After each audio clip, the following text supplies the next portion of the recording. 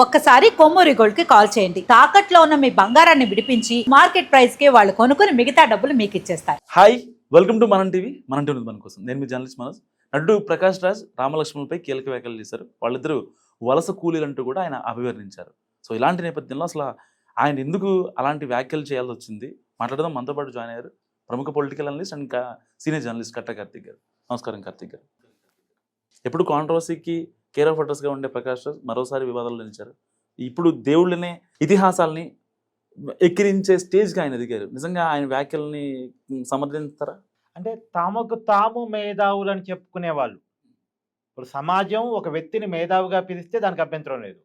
కానీ తమను తాము మేధావు అనుకునేటువంటి కొంతమంది సమాజంలో ఘర్షణలో పెట్టడానికి ప్రయత్నం చేస్తూ ఉంటారు. అందులో మొదటి వరుసలో ప్రకాష్ రాజు ఉంటాడు. ప్రకాష్ రాజు తనంతాని హేతువాదిగా, నాస్తికవాదిగా, దేవుణ్ణి నమ్మని వ్యక్తిగా చెప్పుకుంటూ ఉంటాడు. మరి దేవుణ్ణి నమ్మని ప్రకాష్ రాజుకి రాముడు, లక్ష్మణుడు, రావణాసురుడు అనే ఈ పర్సనాలిటీస్ని ఎలా నమ్ముతున్నాడు? ఇప్పుడు రాముడు ఉన్నాడు అనుకున్నప్పుడు రాముడు దక్షిణ భారతదేశానికి వలస వచ్చాడా లేదా ఇంకోటా మాట్లాడచ్చు. అసలు రాముడే లేడు అనుకునేవాడు ఇలా మాట్లాడేటువంటి అర్థం ఏంటి?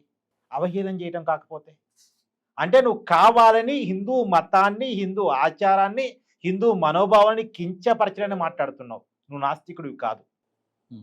నాస్తికుడు ఏం చేస్తాడు? దేవుని నమ్మడం మానేస్తాడు, దేవుణ్ణి వెక్కిరించడు, దేవుని తోడనాడు.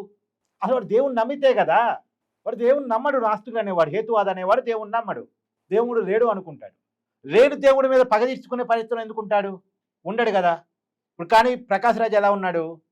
దేవుని నమ్మను అంటూనే దేవుణ్ణి కించపరుస్తున్నాడు.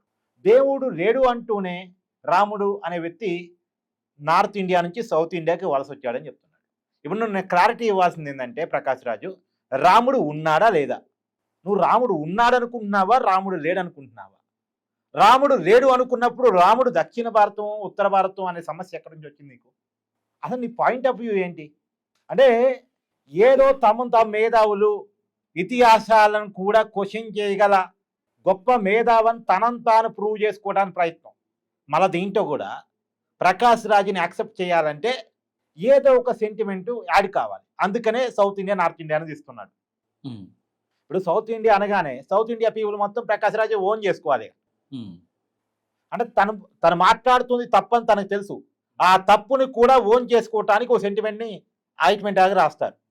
ఇప్పుడు ఆ ప్రకాష్ రాజు మాటని మనం ఓన్ చేసుకొని అవును నార్త్ ఇండియా కల్చర్ని మన మీద రుతున్నారని మనం భావించాలి. ఇప్పుడు నువ్వు దేవుని నమ్మితే నమ్ము, నమ్మకపోతే నమ్మకు. భారతదేశంలో స్వేచ్ఛ ఉంది. భారతదేశంలో మాత్రమే స్వేచ్ఛ ఉంది. మళ్ళీ చెప్తున్నా, భారతదేశంలో మాత్రమే స్వేచ్ఛ ఉంది.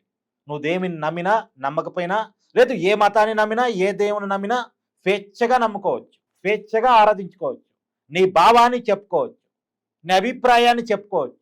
చెప్పుకున్నారు భారతదేశంలో చాలామంది. దేవుణ్ణి నమ్మని వాళ్ళు చెప్పుకున్నారు, దేవుని నమ్మేవాళ్ళు చెప్పుకున్నారు. హిందూ మతంలో ఉండి వాళ్ళు వాళ్ళ మతం చెప్పుకుంటారు. అలా క్రిస్టియన్స్ మతాన్ని చెప్పుకుంటారు, ముస్లిం మతాన్ని చెప్పుకుంటారు. ఇలా ఎవరి మతాన్ని వాళ్ళు చెప్పుకుంటూ ఉంటారు. ఆ స్వేచ్ఛ భారతదేశంలో ఉంది, ప్రపంచంలో ఇంకెక్కడా లేదు. ప్రపంచంలో వాళ్ళ మతాన్ని తప్ప ఇంకొక మతాన్ని యాక్సెప్ట్ చేయడానికి కూడా సమాజం ఇష్టపడదు. కానీ భారతదేశం అన్ని మతాలని ఆదరిస్తుంది, అన్ని అభిప్రాయాన్ని గౌరవిస్తున్నారు కదా అని, రాజ్యాంగం స్వేచ్ఛనిచ్చింది కదా అని ఇష్టం వచ్చినట్టుగా మాట్లాడితే పళ్ళు రాళ్ళ కొడతారు. ప్రకాష్ రాజు గుర్తుపెట్టుకోవాల్సిందంటే పళ్ళు రాళ్ళ కొడతారు. తన డైలాగులకి, తన నటనకి తప్పట్లు కొట్టిన జనాలే పళ్ళు రాళ్ళు కొడతారు. నీకు ఒక విషయం చెప్తా మనోజ్, షేర్ చేసి కామెంట్ చేసి ఈ విషయాన్ని ప్రకాష్ రాజ్ దాకా పంపించండి. నేను అనేది ఏంటంటే, ఆయన ఒక మాట అన్నాడండి, ఒక రావణాసురుడు గిరిజనుడు ఉంటే వాళ్ళ దగ్గరికి వచ్చిన రామలక్ష్మణులు వాళ్ళ తోటలో ఒక పండును దొంగలిస్తే దానివల్ల రామాయణం జరిగిందని కూడా అన్నారు ఆయన. ఎస్, ఆయన కామెంట్ నేను విన్నాను. అది చెప్పడం ఇష్టం చెప్పలేదు. రాముడు, లక్ష్మణుడు నార్త్ ఇండియాకి సంబంధించినటువంటి క్షత్రియులు. వాళ్ళు సౌత్ ఇండియాకి వచ్చారు. వచ్చే క్రమంలో ఒక తోటలో పండ్లు దొంగలించారు ఆకలయ్యి. దాన్ని శూర్పణఖ అడ్డుకుంది.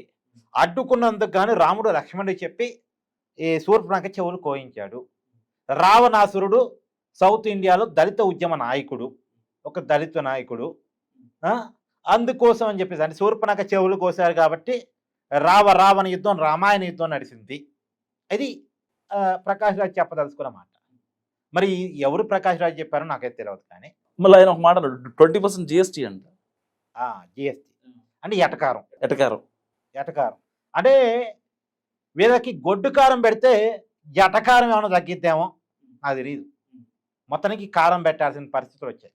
నేనేమంటానంటే ఒకసారి నాలుక పళ్ళు మాట్లాడుకుంటా ఉంటాయి. పళ్ళు ఎన్ని ఉంటాయి? 32. నాలుక ఒక్కటే. నాలుకే పళ్ళని అడిగిద్దట. నేను ఒక్కదాన్నే ఉన్నాను, నాకు కఠినమైన పదార్థాన్ని కూడా మీరు కొరికి ఇవ్వటం వల్ల టేస్ట్ చేయగలుగుతున్నాను, మీ వల్లే రుచిని నేను ఆస్వాదించగలుగుతున్నాను, మీకు జీవితాంతం నేను రుణపడి ఉంటాను, మీకు ఏదైనా సహాయం చేయగలనా నేనని నాలుక పళ్ళని అడిగిద్దట. అప్పుడు ఆ 32 పళ్ళు కలిసి ఒకే ఒక్క మాట చెప్తాయట నాలుకతోటి, నువ్వు మాకేమి మాకేం ఉపకారం చేయొద్దు కానీ అపకారం చేయకుండా ఉండి చాలంటే. నువ్వు మాకేం మంచి చేయొద్దు, తేడా వస్తే పుల్ల రాలిపోతాయి, కానీ అపకారం చేయకుండా ఉండు చాలు అంటే. ఎందుకు? నాలిక ఎటు పడితే అటు తిరిగింది, దానికి నరం ఉండదు. నరం లేని నాలిక అంటారు కదా. ఎట పడితే అలా తిరుగుతుంది కదా అని ఏది పడితే అది మాట్లాడితే ఏం చేస్తారు? అది నచ్చిన వాడు దవడ బాధపడతాడు. అంటే మాట్లాడేది నాలిక, దెబ్బ తగిలేది పళ్ళు రాలిపోతాయి. అంటే పనిష్మెంట్ ఏమో పళ్ళకి. అందుకని నువ్వు మాకేమీ ఉపకారం చేయకపోయినా పర్లేదు కానీ అపకారం చెయ్యకు అని అంటాయి. అంటే ఇది ప్రకాష్ రాజుకి ఇది తెలిస్తే బాగుంటుంది. ఎందుకంటే చాలా డైలాగులు చెప్పున్నాడు ప్రకాష్ రాజు సినిమాల్లో, రైటర్స్ రాసి. ఇది రైటర్స్ రాసింది కాదు, కార్తీక్ చెప్తుంది. ఇది ప్రకాష్ రాజు చేరితే ప్రకాష్ రాజు తింటే మరి ఆ మేధావితనానికి ఏమైనా జ్ఞానోదయం అయిద్దా తెలియదు. కానీ ఒకటి మాత్రం వాస్తవం, ఏ వ్యక్తికైనా మొండితనం మంచిదే, కానీ అతి మొండితనం మంచిది కాదు. ఏ మేధావికైనా సమాజం పట్ల రెస్పెక్ట్ ఉండాలి, సమాజంలో ఉండే మనుషుల పట్ల రెస్పెక్ట్ ఉండాలి. ఇవాళ ప్రకాష్ రాజ్ అనేటువంటి ఒక నటుడు పెద్ద స్థాయికి ఎదిగాడు అంటే ఎంతమంది ఆదరిస్తే ఎదిగాడు, ఎంతమంది ఇతను బాగా చేస్తున్నాడు అని ఎంకరేజ్ చేస్తే వెళ్ళారు, ఎంతమంది తప్పట్లు కొడితే వెళ్ళారు. ఈ తప్పట్లు కొట్టే జనాలకి ఈపు పగలగొట్టడం కూడా తెలుసు, పళ్ళు రాళ్ళగొట్టడం కూడా తెలుసు. ఈ తప్పట్లు చూసి రెచ్చిపోతే నెక్స్ట్ ఈపు పగలగొట్టాన్ని ప్రకాష్ రాజ్ ఫేస్ చేయాల్సి వచ్చింది, పళ్ళు రాళ్ళగొట్టాన్ని ఫేస్ చేయాల్సి వచ్చింది. మొండిగా ఉండాలి కానీ మూర్ఖంగా ఉండకూడదు. ఎస్, మొండి కరెక్ట్. మొండిగా ఉండటం తప్పు కాదు, మూర్ఖంగా ఉండటం మాత్రం ఖచ్చితంగా తప్పే. రెండోది, నువ్వు నాస్తికుడిగా ఉండు, నేను ఎవడు కాదనలేదుగా. నువ్వు నాస్తికుడిగా ఎందుకున్నావు అని ఎవడు అడగలేదుగా.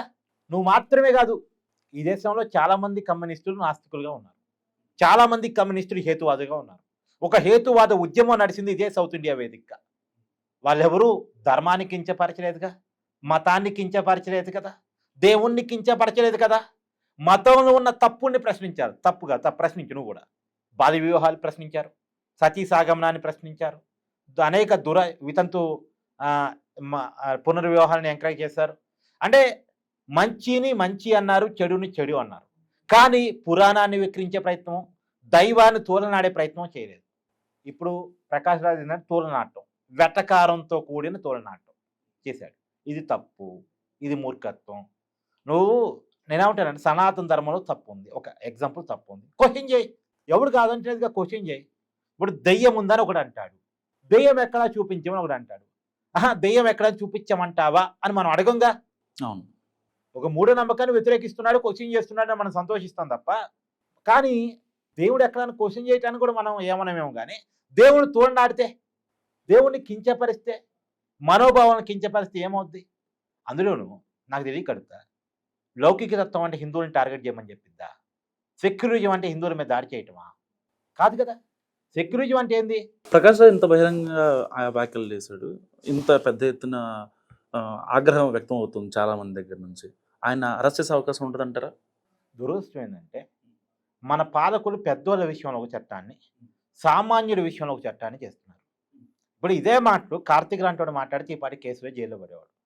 ప్రకాష్ రాజ్ కాబట్టి ఇంకా బయట తిరగలుగుతున్నాడు. ఒక అంటే వాళ్ళని అరెస్ట్ చేస్తే వాళ్ళకి పాజిటివిటీ పెరిగిద్దని ఆగుతారా పొలిటికల్ పరంగా? లేదంటే ఎందుకు పెరిగిద్ది అంటే ఇవాళ రేపు ఇప్పుడు జగన్ గారు జైలుకి వెళ్ళి వస్తే ఆయనకు ఒక సానుభూతి పెరిగిపోద్ది. ఇప్పుడు రేపొద్దున కూడా ప్రకాష్ రాజ్ జైలుకి వెళ్తే అది బీజేపీకి నెగిటివ్ అయ్యే ఛాన్స్ ఉంటుంది, ఆగిపోతారా? చూడాలి. ప్రకాష్ రాజ్ అరెస్ట్ అయ్యేది దేవుని కించపరిచిన విషయంలో, మనుషుల మనోభావాన్ని కించపరిచిన విషయంలో. జగన్ అరెస్ట్ అయింది అవినీతి విషయం. సరే, అవినీతిని ప్రజలు లైట్ తీసుకున్నారు, రాజకీయ నాయకులు అంతా అవినీతి పర్లే అని లైట్ తీసుకున్నారు కాబట్టి జగన్ సింపతి వచ్చింది. ఆ సింపతి వాళ్ళు అధికారం ఇచ్చారు, అధికారం ఇచ్చినందుకు చెంపలేసుకున్నారు, అది వేరే విషయం. కానీ ప్రకాష్ రాజ్ అలా కాదుగా. ప్రకాష్ రాజ్ మనుషుల్ని కించపరిచాడు, మనోభావాల్ని కించపరిచాడు, వాళ్ళు నమ్మే దైవాన్ని కించపరిచాడు. ఇప్పుడు ఆల్రెడీ భానుప్రకాష్ రెడ్డి ఎవరైతే బీజేపీ అధికార ప్రతినిధి, board member, TTD board member Bhanuprakash Reddy already అతని మీద పరువు నష్టం దాబా వేశాడు. అది ఎక్కడి దాకా పోయింది అనేటువంటి చూడాలి. రైట్, థ్యాంక్ యూ కార్తిక్ గారు. సో ఇది కార్తిక్ గారు అనాలిసిస్. మీరేమనుకుంటున్నారు? మరి ప్రకాష్ రాజ్ అరెస్ట్ అయితే కరెక్టా, లేకపోతే ఇలాగే ఉండనిద్దామా? మీరేమనుకుంటున్నారో మంచిగా కామెంట్ చేయండి. చూస్తూనే ఉండండి మనం టీవీ.